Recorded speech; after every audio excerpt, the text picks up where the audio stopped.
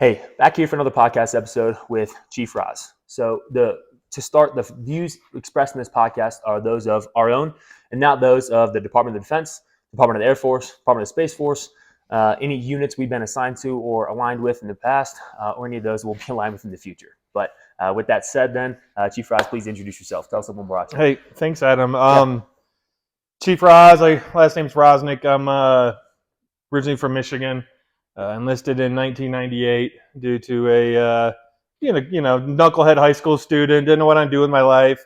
My dad was a Vietnam vet. And he goes, "You got to figure something out." So joined the military. Sure. So I've been in about 26 years almost. Awesome. Been in the space arena for most of my career. Okay. So fitness back when I first got in was, I don't know if you remember the cycle ligometry bike where you sit on a bike and they'd measure your heart rate, kind of VO2 max. It was kind of the beginning of that. Right.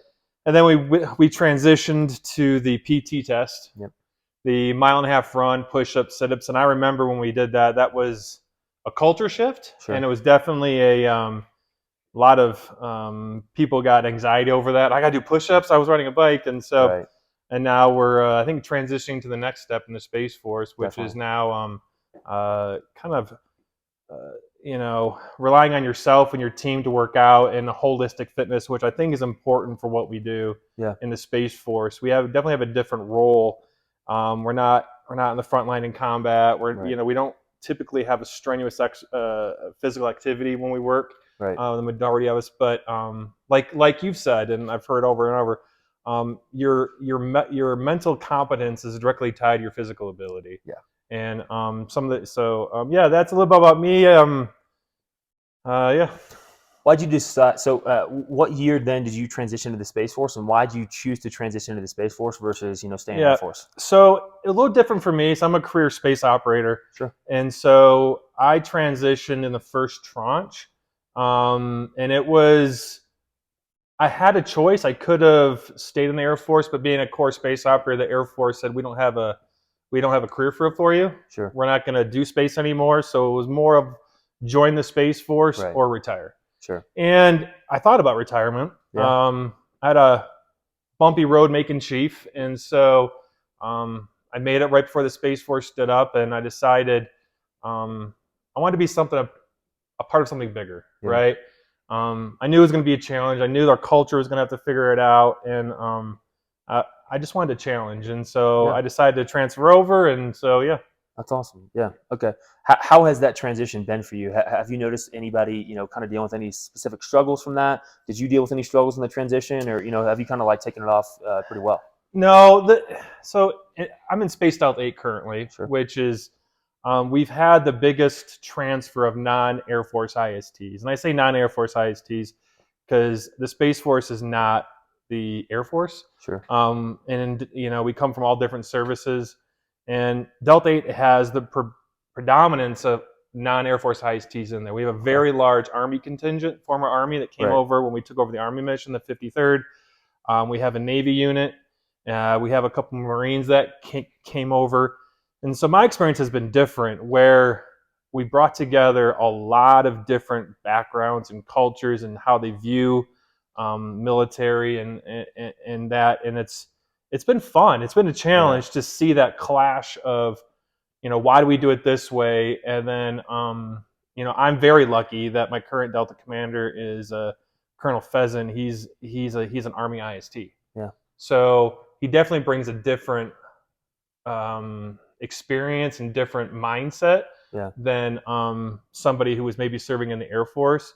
Because I do see that we have to change what we do as enlisted and officers in the Space Force. We're so small that we can't do the same things we did while we were in the other services. Sure. Our end strength is the smallest service. And so we got to be able to adapt, be multifaceted, be able to take on missions that we haven't done before. And it's been fun. It's been a challenge. I got to say, it hasn't been really easy, but it's been definitely the challenge I've wanted, and awesome. It's been good.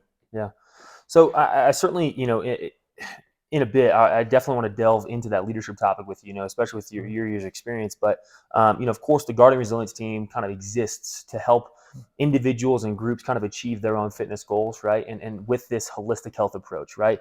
So we talk a lot about the 5 factors of health being how we move, how we eat, how we recover, how we think, and then how we connect, right? So of course, I'm the strength and conditioning coach, nutritionist, right? It's a given. But from that understanding, of course, I look at fitness, and a lot of times I have kind of people push back and say like, well, why the heck does the Space Force have a strength and conditioning coach, right?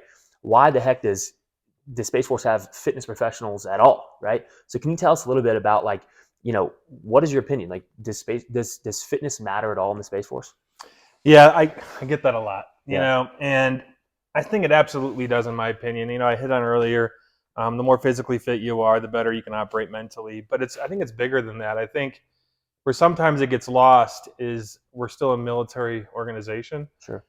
We still have the profession of arms, and with that, there's a certain standards we got to uphold.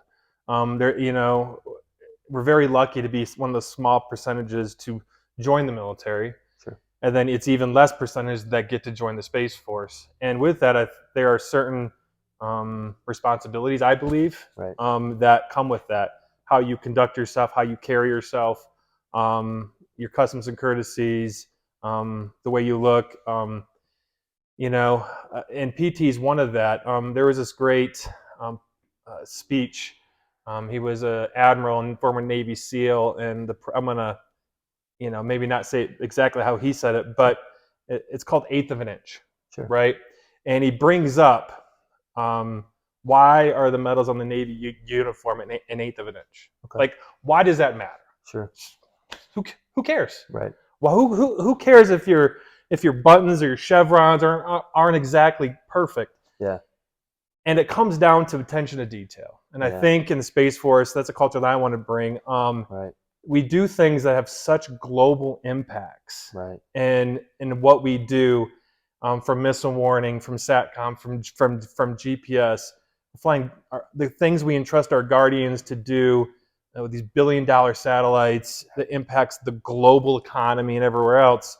That attention to detail is important, right? And if I can't trust you to get your uniform straight, to get a proper haircut, and stay physically fit in that kind of paradigm, how can I expect to trust you to do some of the most important thing our nation counts us to do? Right. And it comes back to fitness too. I think one thing, it's, the guardian value, we care. Sure. We care about our people. And part of that is we want happy, capable, individuals sure. that can perform the mission. And I have been on both spectrums. So, I was not always a fitness person. I never always liked to work out. I came in, I went to basic training. I couldn't even do one push-up. I couldn't run a mile and a half. I was a punk kid from Michigan, and I didn't care about working out. Right? I smoked 2 packs of cigarettes a day, and it wasn't until later in life that I found out why that's important, when I went through a lot of other issues I'm sure we'll talk about. And so physical fitness is instrumental in the Space Force. And I think we've also evolved. We've realized, and that's part of what your team's helping out, is the old do a PT test once a year. Right. You prep 2 weeks before, a month before, you kill yourself, you pass your PT test, you go on a 6-month fat cycle, and then you come back and you get skinny again. That wasn't good, right? For your health, for yourself. And so what I love about where we're going with the new fitness program is, as long as you're trying and you're putting together 100% effort, you won't get kicked out.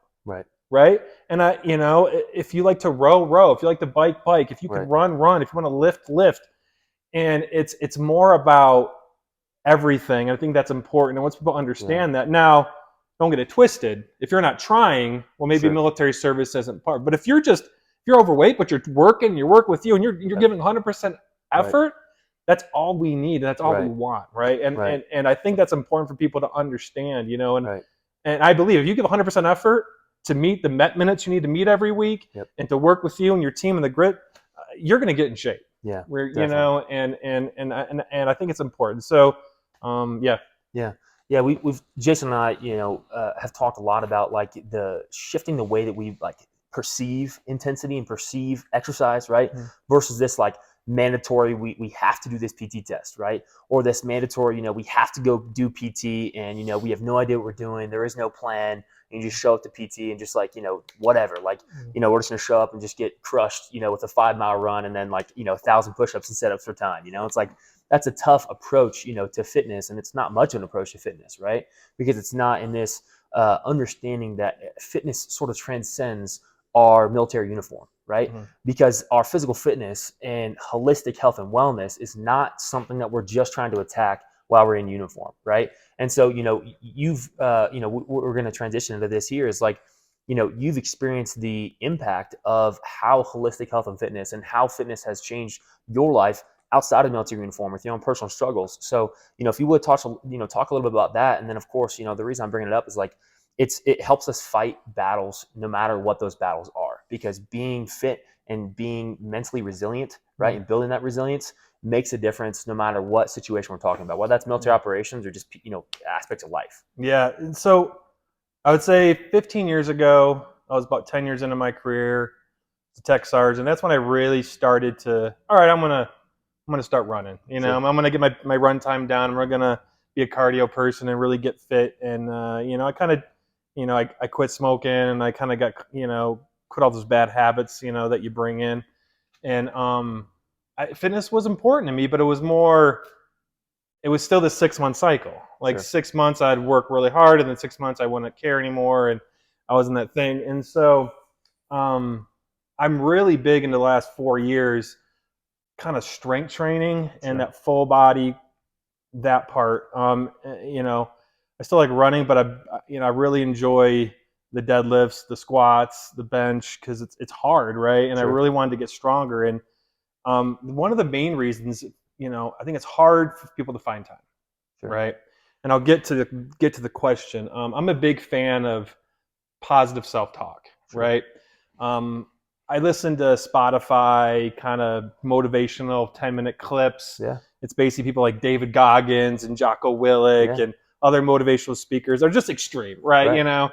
And it's played over music, and that helps my mindset, that self-talk. I was in, some jobs where it was easy, and I could leave at lunch, 11, come back at 1, right? Right. The higher you get up, the harder it is to find time to work out. Right. But it's not an excuse, right? And I've had to adapt over the years when I could work out, right? And what that looked like. In the current job, I got to get up at 4:45, and I got to go to the gym, right? I invested some funds, and I built a full squat rack and a nice treadmill in my garage, and it's easy for me, right? And that was important to me. And so getting that 5 a.m. is important because it's the mental challenge. Because I never want to get out of bed. There is probably in the last 30 days, there's probably 3 days I said, let's get it. Let's get after it. It's never. Right. Those blankets are too comfortable. That bed is nice, but you want to know what? But then I remember, 2019-18, I got diagnosed with cancer. And so, I tell the whole story, but basically I had to go through 3 months of pretty extreme chemo. Lost all my hair. I got down to 160 pounds. I couldn't lift a cup. I couldn't walk one step without falling down and throwing up. Sure. And I was the weakest I've ever been. And thank the Lord that I'm all better now, and it's all I beat it, and I'm healthy. But that was a struggle, and that really switched my mindset to really appreciate what it means to have the ability to even complain about working out. Sure. And so that's what got me into kind of doing the 3 main lifts and everywhere else. And also I got on your program, we'll talk about that, which I absolutely love. And I started doing that, right? And then it was about 2 years ago, or last year, my exec, Sergeant Malone, she's like, hey, you should do Squattober. You like to lift, right? And I was like, what is Squattober? Sure. Like, I suck at squats. I just do, curls for the wife, and that stuff. And she's like, just try it, And so she's a big fitness person, and I said, okay, I'll give it a shot. Sure. And it was the most brutal 30 days I've ever done. I'm doing it again this year. Sure. But it really set me on the path of I enjoy not only the physical aspects I get out of working out, Right. and me, when I wanted to stay in bed, to realize I am lucky. And I post on Facebook and everywhere else, and Sure. I always put the tagline for those that can't, because I know a lot of people that can't. Right. I sat across from people that I became friends with that are no longer with me. Yeah. And when I was going through chemo, and I was like, I have no excuse. Sure. And so that's my why, right? I got other things about health and my family, everywhere else, and working out, especially, it helps clear my head. Right. I've realized that it does more for me as a person, as a human being. I interact better at work. I'm a better husband because I get all that out in the morning, right? Right. And so, when I did Squattober last month, it's 30 days. It's squatting every day. It's the worst thing you'll ever do, but it's super fun, and you push yourself. And I like to push myself, and so I'm addicted to it now, right? I'm addicted to that. I'm 44 years old, 45 in 2 weeks. Mm-hmm. I'm not looking at being Mr. Olympia anymore. Like I don't have that, but I want to stay fit and I want to stay strong, and I'm doing it more for the holistic part, right? And I think it's important to do that. Yeah, that's awesome. So one of the ways we kind of talk about the mindset piece, right, and those 5 factors of health, that sort of think bucket, we talk about like the way that you think shapes what you believe to be true, right? And then how like your belief systems completely change how you process your experience on a daily basis, right? And so what I'm hearing there is a lot of, a shift in your belief systems, a shift in your own self-talk has changed the way that you process your experience when that alarm goes off and you're uncomfortable, right? It kind of shifts your relationship with being uncomfortable. Does that sound about right? Yeah, 100%. It's I've heard from, different leaders that if you're not uncomfortable, you're not growing, right? And that's definitely one thing that shifted, and I think it's important. Yeah. Has that sort of gone into affecting your family life as well? Has that like sort of motivation to be holistically healthy? I mean, it's funny because I still love video games. Sure. I could sit on the couch for 8 hours and play the new Starfield or whatever else. But it's all about balance, right? And one thing I've noticed is, my kids. Like my wife's always been a pretty physical, working out kind of person. She's always had that in her. She's always loved doing that, and she's a beast. But my kids, I see them now going in the gym and working out in the garage and doing it on their own. Sure. And I think it's important because I think, kids don't ride bikes around the neighborhood like I used to do. People are different, times have changed. There's all this other stuff. And so it's really affected them in a positive way, where they see me getting up and my son's working out with me in the morning. My daughter, it's important to her. She likes working out, and for no other reason, not for an image they want to put on, but for they know it's good for them, right? I think that's a good mindset for them. And it's also it's a good stress relief, and it really is. I'm addicted to that feeling now, where I get done working out, I push for an hour and a half, I'm super sore, and I'm exhausted. And then you get that euphoric feeling, and it's one of those, I feel good. I feel like I accomplished something today, even though I still got medical challenges, but you just push through that. Yeah. And I think what's really important for me is that positive self-talk. You got to find that reason for you why you want to work out. And if you're doing it because your boss told you to, you're probably not going to be as effective as you could be as a guardian or as a friend or a family member, right? I really do believe that you got to find your reason and do it for yourself. And I didn't get that till later in life. Most time I ran, I did push-ups because my sergeant said do it, and I'll get kicked out, and I needed a paycheck, so I said, all right, I want to get kicked out. Yeah. Now, as just out of curiosity here, do you have any like favorite mantras or quotes or anything that came from anybody? Is it discipline equals freedom? Is it carry the boats? Like, what do you find the most sort of appealing to get your motivation and discipline kind of spurred? I think it's like David Goggins says, no excuses. Sure. I think it's that simple. And that's kind of what I say, no excuses. um, Extreme Ownership. That Jocko Willink wrote that book, Right. and those are the kind of people I gravitate to, and that's what gets me out of bed. But I don't want to get up. Say no excuses. Yeah. You're gonna get up. Yeah. And I've listened to I read some books, and they say there's 5 seconds from the time that your alarm goes off. If you got 5 seconds to get out of that bed, or else there's actually a mental change where you're like, okay, it's easier to say no.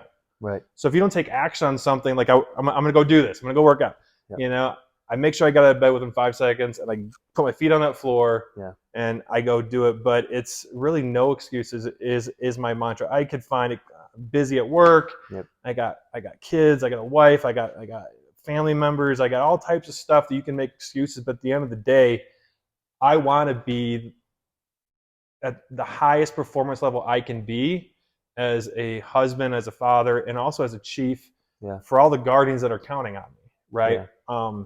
Delta, we're the biggest, space operations Delta, and I take that very seriously. I take, the decisions, the conversations I can have on a phone call can affect multiple people's lives, and I need to make sure I'm mentally sharp to fight for my people, to get them the resources they need, to take care of them, to make sure that I'm giving them 100% because they're doing the real mission. Sure. They're the ones actually doing the hard work on the council. So I gotta, I think I owe it to them while I'm in uniform. And if I can't give that 100% mentally and physically, then I think it's time for me to hang it up, right? And I'm not ready to hang it up yet. So yeah.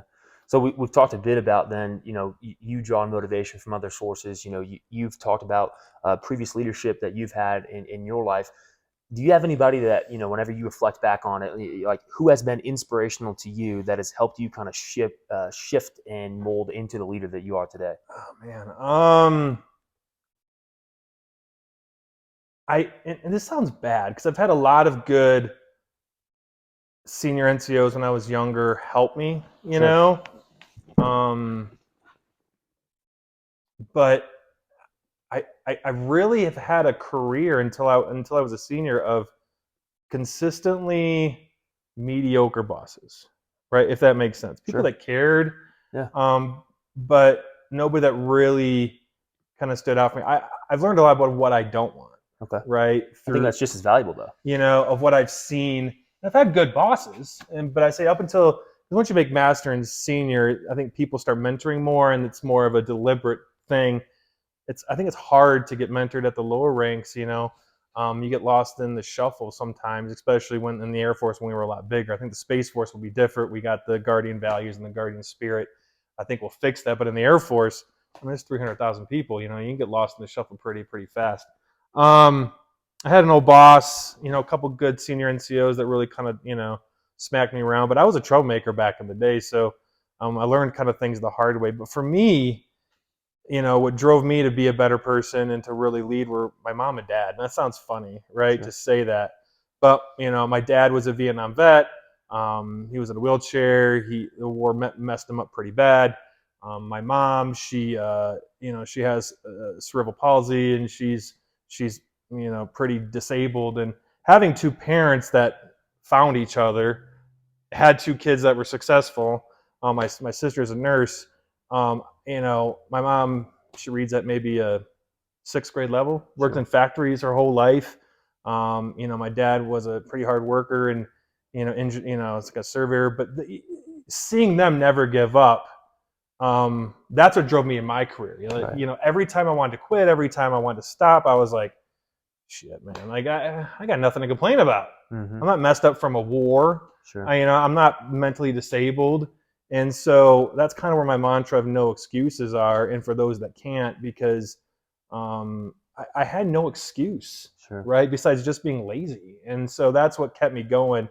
So, I don't want to make it sound bad. I had good supervisors, but my main driving factor of, okay, study for promotion, do good at my work, was to really make them proud for the sacrifices that they gave me. I was a very lucky kid to have two parents that, cared deeply about me and wanted me to do good.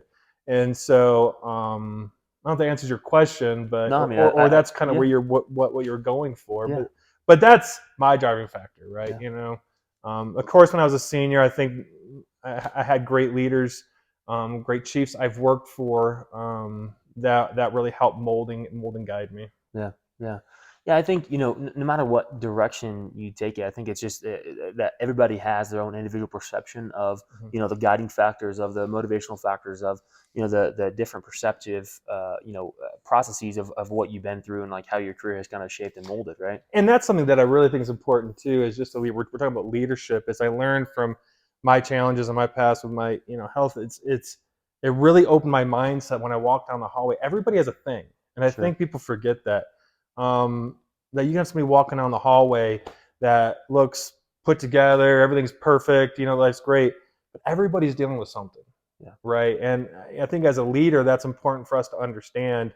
And it gets back to the all the components of wellness and fitness and the Yeah. holistic is caring about them, because everybody's dealing with something, Right. right? And I think that's important for our service to understand that it's not a sign of weakness to show you care. If Hmm. somebody's dealing with a divorce, a child that's died, a friend that committed suicide, um, you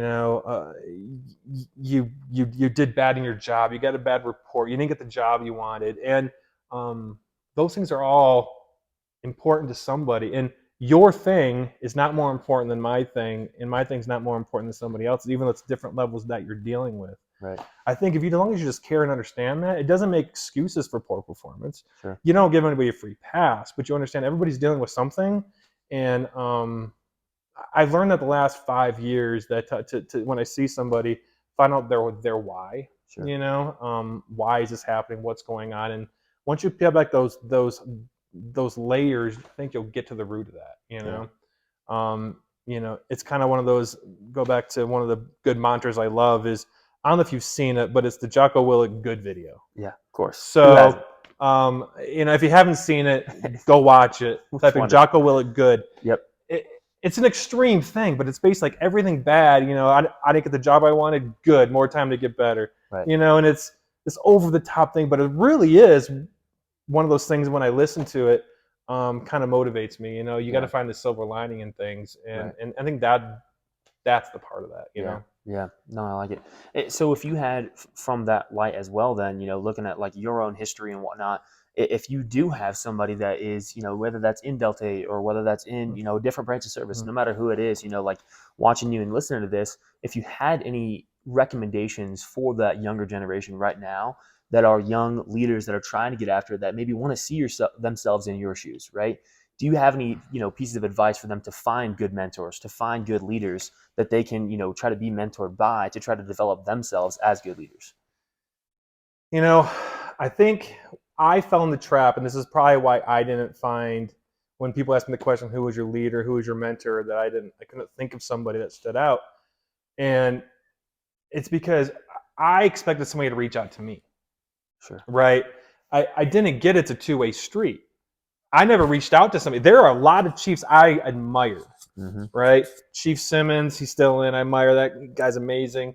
Rodney Reyes, he's a retired chief. Ira Cutting. There's a lot of chiefs I know that I met in my career that were instrumental in what I was seeing, but I never reached out to them and said, "Hey, I need this from you. I would like to sit down with you, Right. and this is what I need." Right? I'd always stay closed off, and I was one of those kind of wannabe. I was going to an old reference for the audience, but John Wayne types, Sure. where you shut up, you do your job, you work hard, and you don't Right. bitch about it, right? Right. And but I realized that was just not a good mindset to be in, and I would say, for the younger generation, don't repeat my mistakes. If you find somebody, whether it's a senior, whether it's a master sergeant, a chief, a colonel even, there is not one leader that I have met that if somebody said, "Hey, I would love some mentorship from you," that they want to be ecstatic to give it to you. Right. Right? And that was my perception. They're too busy for me. Right. Absolutely, they're not too busy. There's not one leader in the Space Force that wouldn't that would say, "I don't got time for you." Yeah. Right? Especially in the Space Force, because we've all joined for a reason. We didn't have to join this. We joined because we wanted something special. We wanted something different from where we came from in our services. And if you wait for somebody to reach down and say, I want to be your mentor, Yeah. then, I think majority of the time you're not going to get what you're looking for. Right.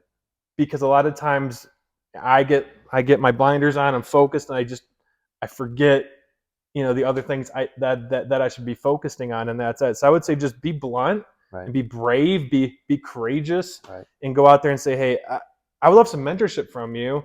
And you don't got to be like, because I think you're amazing. You just say, hey, I want some mentorship, and keep that constant conversation. Yeah. And I think you won't repeat my mistakes. Yeah. Where I had to get mentorship from silent observation, I felt like, right? From just watching what I saw and kind of navigating that way. So I would say it's important just to, send an email directly to the person, right? Yeah. And, be respectful and say, hey, I'd love some mentorship on this, and then, I really admire some of the decisions you made or some of how you hold yourself. And you got to find what you're looking for and find your leadership style. Yeah. And because there will be individuals that I have definitely said, hey, I want to meet you, I want to talk to you. Sure. But don't wait for somebody to reach down. Also reach up. I think it's a two-way street. So, I mean, coming from me being prior enlisted as well, right? I would tell you I'd be terrified if I was, private whistler reaching out to, an E8, E9 rank, right? Because I'd also be terrified of I'd get in trouble for sort of circumventing that chain of command. Do you think that it is appropriate for those junior enlisted to be able to reach out to those senior leaders? I do. I'd say, I think you have great leadership in your squadrons, but in the Space Force, we're different, right? I mean, we're building something different. We are, I forgot the numbers, 6,000 active duty. That's smaller than some Air Force wings, right? Some Army brigades, right? And so we are tiny. Right. We will know each other very well, right? And I really don't. I would have no offense. And if somebody did get upset with that, okay, whatever. Then apparently they weren't good. They weren't the right mentor for you. Right. But honestly, I'm thinking of all the general officers I know and all the chiefs in high level positions. If somebody was respectful to say, hey, colonel, whatever, I'm just looking for, mentorship phone call. It may take a while. The higher you go up, the harder their schedule is. Right. Right. And so longer it's going to get on there, but I really don't, as long as it's just, career advice, like, hey, I'm just looking for experience and I want to have a conversation about what do you think my future should be. I would say you can find those at any level, but I would have no problem. And I have had specialists email me. Right. I'll send it to, the front office. I'm like, hey, can you get them on my calendar? It'd be a 30-second conversation. Sure. Maybe 30 minutes, depending on what they're looking for. But I don't think that. I think that's part of the connection part we have. Yeah. That's it. It's a different. We got to think differently, and to make somebody an effective warfighter, we have to find out what their desires and what their motivations are. Yeah. And I think that's important. It goes back to the, and I say these things because I really do believe it. The guardian spirit and what it means to be a team member and everywhere else. You should never be too busy as a leader to have a conversation with somebody. Because if you are, your priorities are probably wrong. Right. In my opinion, right? There's times you got to operate a satellite. There's things you got to do intel products. There's things a cyber guy has to do cyber defense. But you can always find time to have a conversation. Right. And as the higher you go up, a lot of the things that we do are not time-based, like action. Like I got to do this in 30 minutes or the satellite blows. It's more strategic thinking. It's more planning and operational design and stuff like that. So I would say absolutely not. And if anybody does, send me an email. I want to find out who said they don't have time to mentor you. Right. Yep. Okay. So we've talked a decent bit now about, characteristics of good leaders, characteristics of maybe some, bad leaders, and learning what we shouldn't do. Can you tell us a little bit about maybe how you've dealt with, we won't even say bad, maybe subpar, right? Individuals that maybe didn't put forth as much effort, right? Or maybe weren't developed themselves and didn't have the skills and, knowledge and abilities to be able to go forth and actually be good leaders in a unit. if anyone's currently struggling with that or struggles with that in the future, how do you think that a guardian in particular should or could deal with, somebody that's let's say a subpar leader? Yeah, I think I look at it as no one signs up to be in the military, regardless of branch, to be a failure. Sure. Right? No one goes to the recruiter and graduates basic training, whether you're a Marine, a sailor, an airman, or a guardian, or a coastie, to be a failure. You're all proud when you graduate. You all want to be successful. The sky's the limit, right? And I say the same thing. No one makes NCO or senior NCO or captain or major and colonel because they want to be a failure. Right. Or they want to be a poor leader. Right. So we do have those. We do have toxic leaders. I have seen that in my career, unfortunately. I think that's a small percentage. Right. But so we're going to talk about the majority of people. There's always the outliers. There's always, the different ends of the spectrum. And so when you're in a work environment, I've dealt with this on my own. I've talked to people through this and helped mentor them. Is can't stand my boss. He doesn't understand me. Right. His expectations are not what I need, and I'm just going to get out. Right. And they're just very unhappy with their job. And I say, there's been times in my career, and I'll be blunt, where I've just had to suck it up. Right. That's not the answer, but there's times I've had to do that where, all right, everybody PCSs. How do I get the job done, be successful, and make sure that my boss is getting what they need? You'll have demanding bosses, right? But a lot of that is a miscommunication, right? Right. I've realized that a lot of time is misunderstanding and misinterpretation of what somebody's expecting, and sometimes people get mad at those standards. For example, something simple as you'll have some bosses that don't care if you come in at 8:30 and leave at 3. Sure. There are people that say, I care about what you do and the amount of time you're here and the effectiveness of the utilization of your time. And if you're working hard for that amount of time, and that's what's important to me, right? If you get the job done, you're effective, that's what's important. The hours you're here, I understand you got a family. Then you'll have some bosses that are like 7 to 5. 7 to 5. That's the hours. That's my expectation. I don't care if you're on Facebook and Twitter the whole time, but you'll be here from 7 to 5, right? I'm using extreme examples, right? And I think in the military, you got to find out what are the values of your boss, what are the values, the standards they have, and live within that as long as it's not immoral, unethical, or illegal. Mm-hmm. And then use those experiences when you get in a position of what you don't like. I hope that you could have a conversation with your boss to be like, hey, like I got some things going on, and this shift work isn't going to work for me, and then they can move you to a section that maybe is more in line with what you have going on, and still be able to make you a productive member. But going up and raging against the machine or bucking the system, I would say, as long as it's not unethical, immoral, or illegal, probably not a good way to go, mm-hmm. Right? And then also find the next opportunity when and you could also move to another job, right? Sure. Find the next opportunity, and maybe find the experience. But I would say the grass isn't always greener, in the jobs you have. And that's something important. For example, for the senior NCOs, I've been a superintendent or a squadron SEL or, a chief ever since 2010, right? And I've worked for, I can't even count the number of lieutenant colonels, number of colonels in commander positions, and everyone is different. No one takes command to be successful. And I say this because it's kind of the same mindset I have when you're when you're an E3 or a lieutenant working for a major or a captain. They all have their different drivers. What's important to them.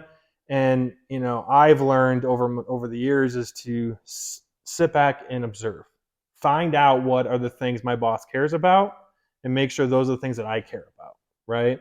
And as long as I can align those two, it's been a very effective. I had to learn that. I had a couple jobs that probably those commanders were like, "Why was this guy ever in my SEL?" Because I didn't learn until later. is be able to adapt what I need to focus on based on the personality. And it's a lot with flight chiefs and flight commanders. Find what's important to them, right? They're the ones that have the expectation to run the flight. It should be a two-way street, but I've realized sometimes it's not. I've worked for bosses that are definitely, it's my way or the highway. And I just had to figure it out for 2 years and make sure that I got my lesson. I had some bosses who were deeply caring about my feelings and my family and, what do I need? And every situation is going to be different. And so there's really no easy answer, but I think the one worst answer is just raging against the machine and getting into arguments that you're probably not going to win, right? Yeah. Seek to understand, and hopefully you have a supervisor or a work environment that will listen to you. Again, if it's a legal and ethical and moral, then there's other avenues that you need to do to make sure. Right, but that's the minority, of course. Yeah. So what I hear kind of as like a common theme here is there's a couple good books that I can kind of relate it back to is like lead yourself first, right? Like be excellent. So no matter what leader that you are under the charge of, right, or working with, you are excellent, and you are trying to be the most valuable member of the team you possibly can, right? Like the way Jocko puts this in his book, Leadership Strategy and Tactics, right? He talks about leading from a position of subordinates, right? Finding out what's valuable to that leader, maybe even complimenting that leader and saying, okay, well, how can I be the best subordinate that I can be, right? And you may expect them to be the best versions of themselves and to be the best leader you've ever worked for, right? But not everyone's going to be that. So then how can you then be also an incredible follower and also an incredible subordinate, right? And be excellent and be an incredible member of the team. Find your value and provide the most amount of value that can be possibly, contributed in your current position. So I'm kind of hearing that as like your sort of theme here is like just be excellent from yourself, focus on where you're at, and no matter what culture you're in, like that's going to be rewarded. Yeah, I've never seen a scenario where you had a guardian or an airman or a soldier where they were performing at a high level in their task, in the job they were doing, that the work environment was bad. Yeah. As long as you're performing at a high level and you're doing your best and giving an effort, and you're not just on Facebook for 8 hours a day or whatever else, you're actually doing your job. I've never seen that kind of be a big issue. Now, of course, there are toxic leaders, but for the most of the time, as long as you're, they do the task, be the best subordinate you can be, find out what's important to your boss and focus on those areas. Usually things will work out. Yeah. So I kind of want to touch on a tough topic here, right? We have a lot of guardians. We have a lot of individuals, even in the charge of your command, that are just incredible. They're intelligent. They're talented. They're critical thinkers. They're problem solvers, right? They're incredible individuals that could, make a decent bit of money, right? If they got out of the service, right? What has, maybe motivated you to stay in the service? And then what would you kind of think is like a common theme for, is there anything in particular that you think that the service provides, that would motivate somebody to stay in the service? Yeah. Especially in space with your intel, cyber, or, space operations, especially on the enlisted side, there's way more money on the outside. Right. It's always been that way in my career being a space person. But I would say there are intangible items that you won't get when you get out. So make sure you're educated. There is a camaraderie serving in the military. There is a sense of family. I know a lot of people that got out, and while the money's very, very good, corporations don't really care for the most part about. You've been on the civilian side. You served it.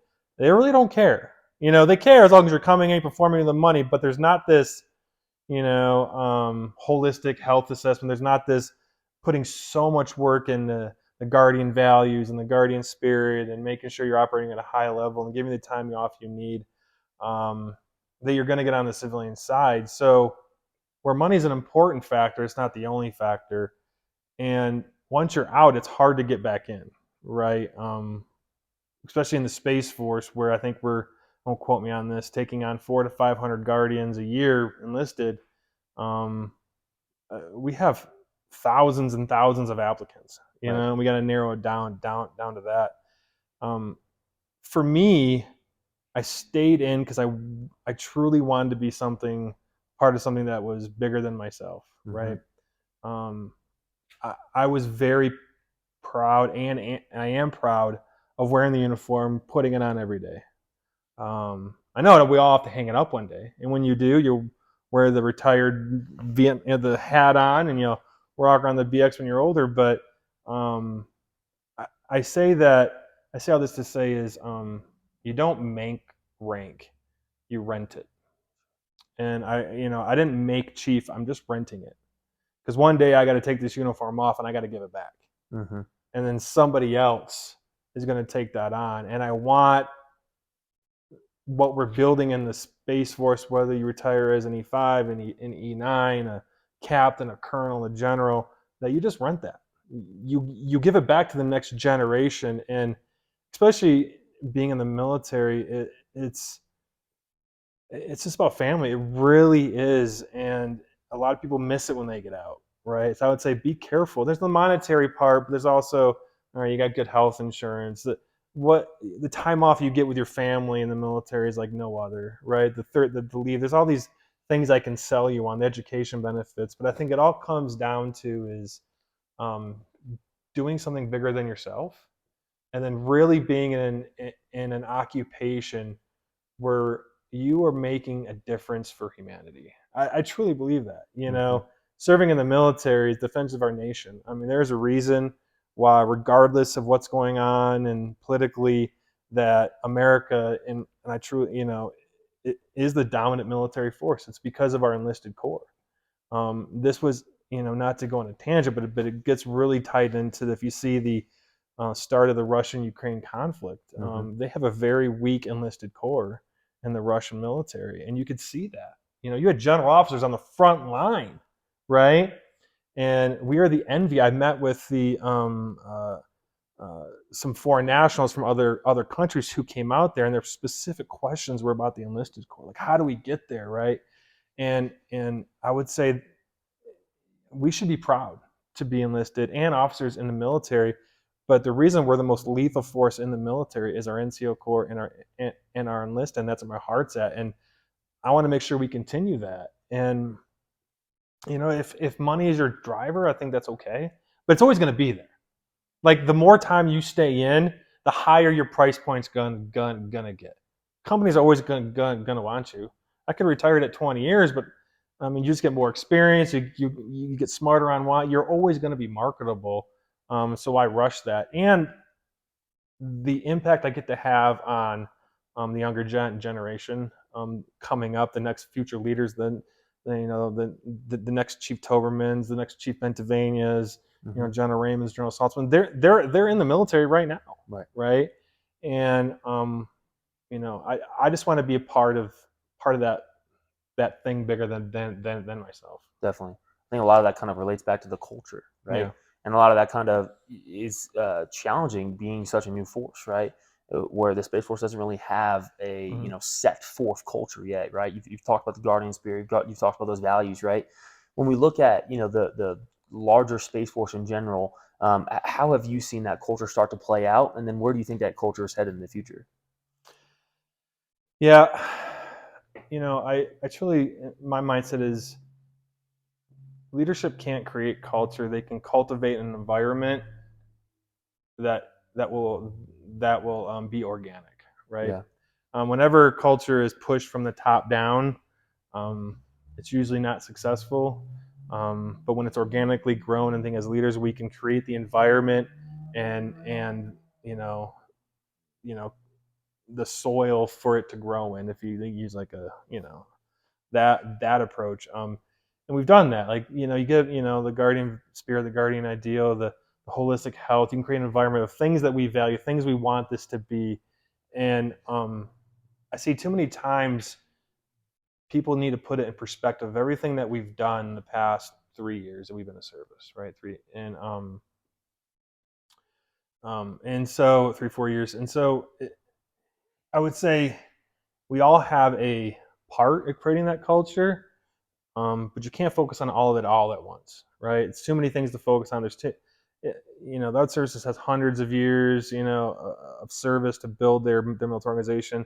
We're only a few years old, right? And so I would say what people can do is to find what's important to them and what they want the culture to be, and work on that for the service. For me, it's a strong part of from what I want the culture to be is I really want the senior NCO Corps and our enlisted force to be the technical experts. I want us to, in my prior service, once you made E8 and E9, you kind of kissed babies and shook hands. We're not operationally relevant for the most part.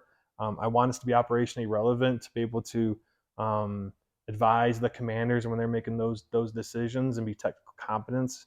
And then I also want some it to be rigid still. I think that's important for the esprit de corps. That's my driving factor. What I focus on, what I'm trying to, when I talk to individuals and create a culture. And what it means that being rigid is wearing the uniform with respect and don't look like terrible. Get a haircut, work out every day, look the part, right? Which is important to me because when you're wearing this uniform as a Space Force, you will probably be the only Space Force person that individual meets for a long time. They probably haven't met very many.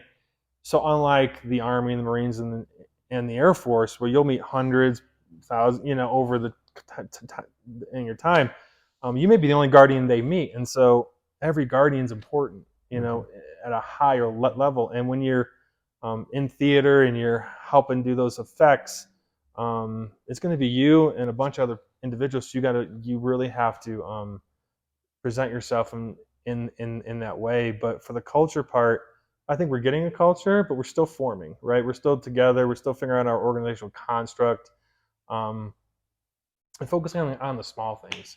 I think I briefed some command leadership team, about six months ago, and I said, "How many of you know the Space Force song?" It was pretty recent. They're taking command. These are chiefs and E8s and O5s and O6s, and about an eighth of them raised their hand. Like, I know the Space Force song, and I was like, "You're taking command of an organization." And I know it's a new song, but if we can't focus on the small things, on the little things, on the very foundational things, right? Then how can we expect our people to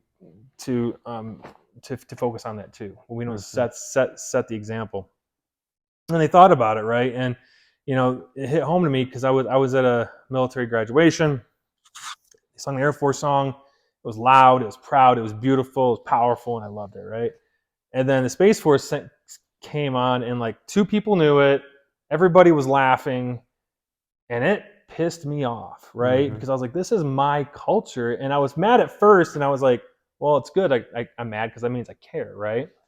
And so I said, man, I don't even really know it. Like, I'm the only one singing it.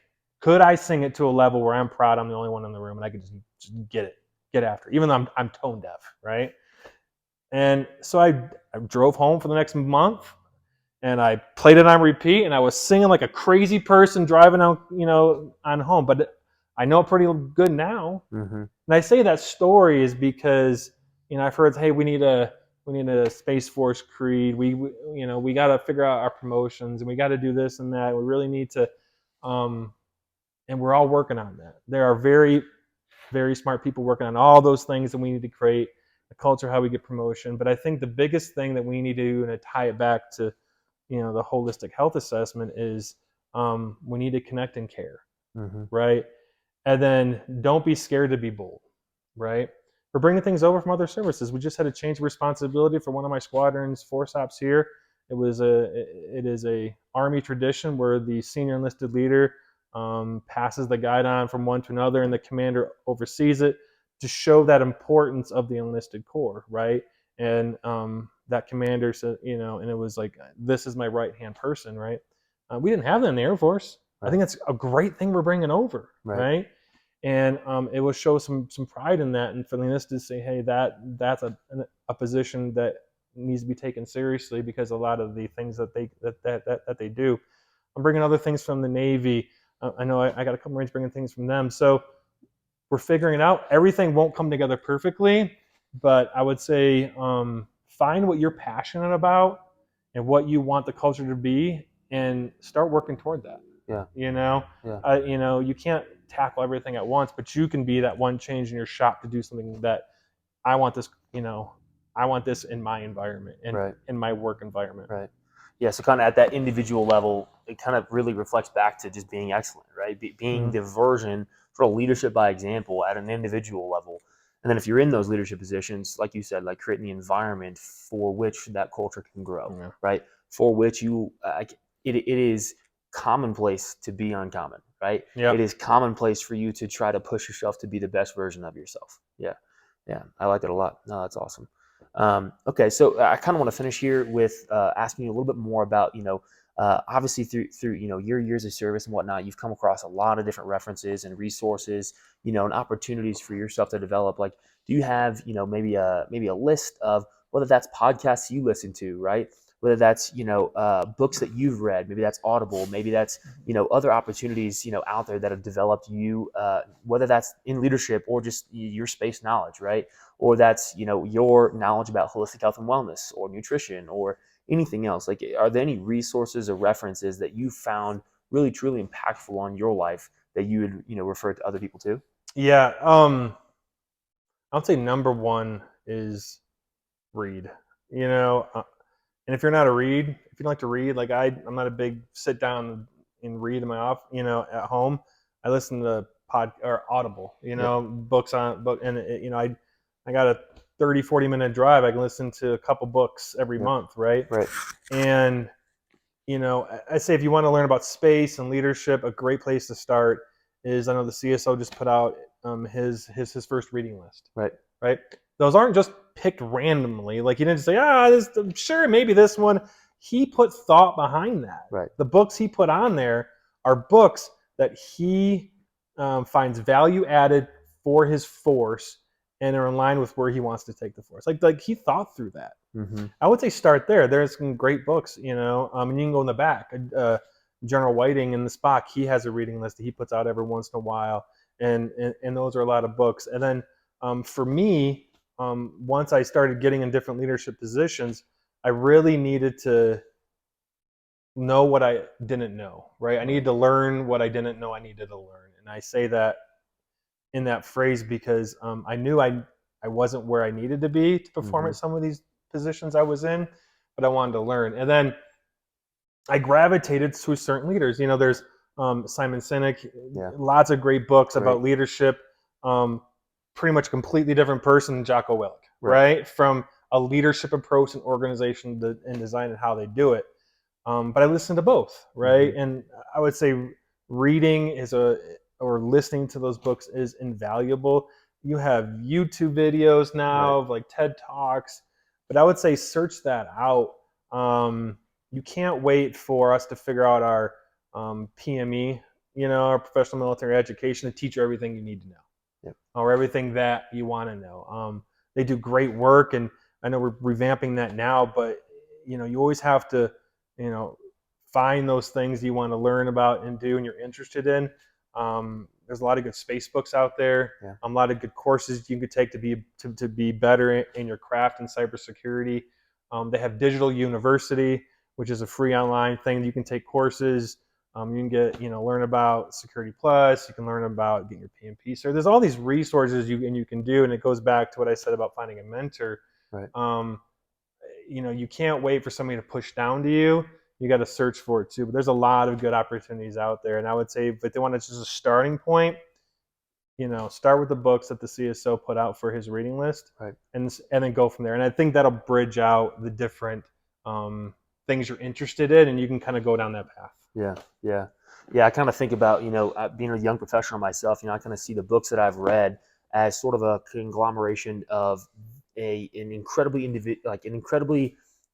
fascinating individual or intelligent individual. They take their life's lessons and boil it down into 100 to 200, 300 pages, and then I get to take someone that I look up to, a mentor of mine. I would say that that's mentorship as well as reading someone's books, and I get to take those lessons and I get to apply them in my life, right? So it's just like a boiled down approach of like I'm being actively mentored and by reading, by listening to podcasts, by listening to Audible, and I get to hear these people like, if you're the sum of the 5 people you spend the most time with, if I'm spending time with people like Jocko or people like Simon Sinek or people like, the other influential individuals, and I'm hearing these critical thinkers, then I could be, potentially better in myself, right? And I can like kind of take those lessons learned and then, apply them in my own life, Yeah, I really like when you said that you're the sum of the 5 people you hang out with. I truly believe that. Yeah.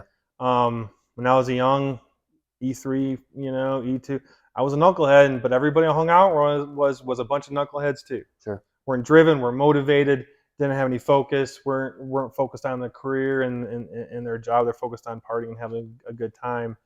And I've noticed, and also in my leadership time, when I see individuals that are successful, that I would say that are performing at a high level, they surround themselves with people that are challenging, that challenge them physically, mentally, push them. It's one of those things.